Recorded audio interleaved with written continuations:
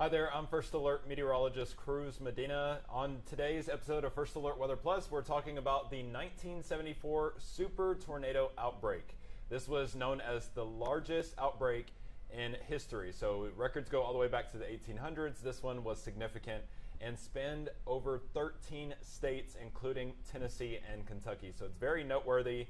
It's definitely in the history books, and I want to talk to you today all about that outbreak and what exactly happened on that day. So for this outbreak, let's start with the track of these tornadoes. This was obviously a very wide swath of tornadoes. You could see just how many were in those 13 states. So we've got areas like Illinois, Indiana, Ohio, Michigan, Kentucky, Tennessee, Alabama, Georgia, the Carolinas, West Virginia, just to name some of those states. So there was in total 145 tornadoes, over 300 fatalities, and once again, we've got over 5,000 injuries from this storm. So these particular tornadoes some of them were long tracked, which means they were on the ground for a long time, and you can see exactly that here. So check out some of those tracks coming out of Alabama and Tennessee and even Indiana. Those were some of the longer tracks that were noted here. There was also a very notable tornado in Ohio. So that was the Xenia, Ohio tornado, and that one itself caused over 100, or hundreds, I should say, injuries and plenty of fatalities. I believe it was 32 fatalities in that area. So tornado outbreaks can obviously be devastating. This is just showing you the different tracks of the storms. Once again, you can see it here. This is from the National Weather Service, and you can see the tracks are color-coded here. So there's a little legend here where it says by the numbers, and you can take a look at where some of these stronger tornadoes occurred. So we had some F5s, which is the top of the scale, occur in southern Indiana, northern Kentucky, and into Tennessee as well. There were also plenty of F4s, which is the red that you're seeing there, and most of these were F2 or stronger, meaning they were strong tornadoes, damaging tornadoes, and obviously impacted many, many communities across the Midwest, the Mid-South, and the Deep South as well.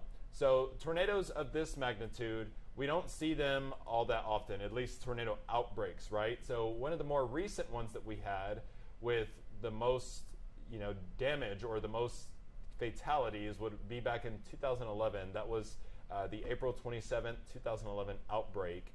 Most of those tornadoes occurred in the Deep South in areas like Mississippi and Alabama.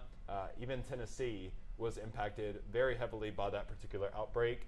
Those are generational tornado outbreaks, and so was this one back in the 1974, so the super outbreak.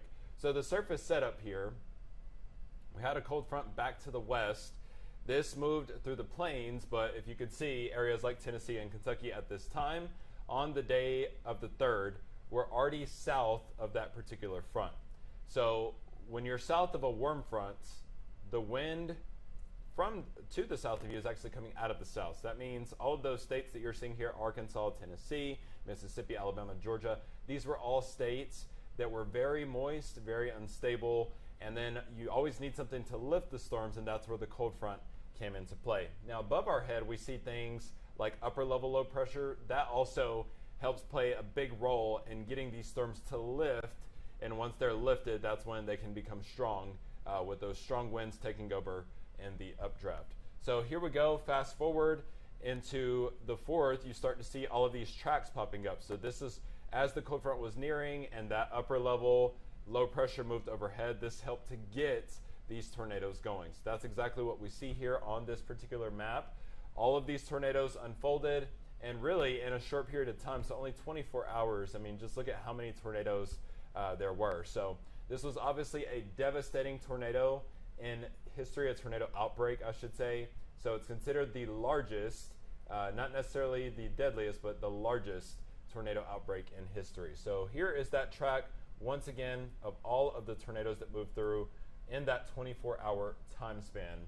And goodness, was it a big one. So lots and lots of tornadoes that moved through, lots of damage, once again, over 300 fatalities, nearly 6,000 injuries, and one of those tornadoes itself had a continuous track of 110 miles. Can you imagine that? That was down in Alabama. So just an insane statistic that you're looking at here. And once again, 13 states were impacted by this as well. So that's going to do it for today on First Alert Weather Plus. If you ever have any topics that you'd like to hear more about, you could send those to me at my email, cruz.medina@wsmv.com, or you can send me a direct message on social media.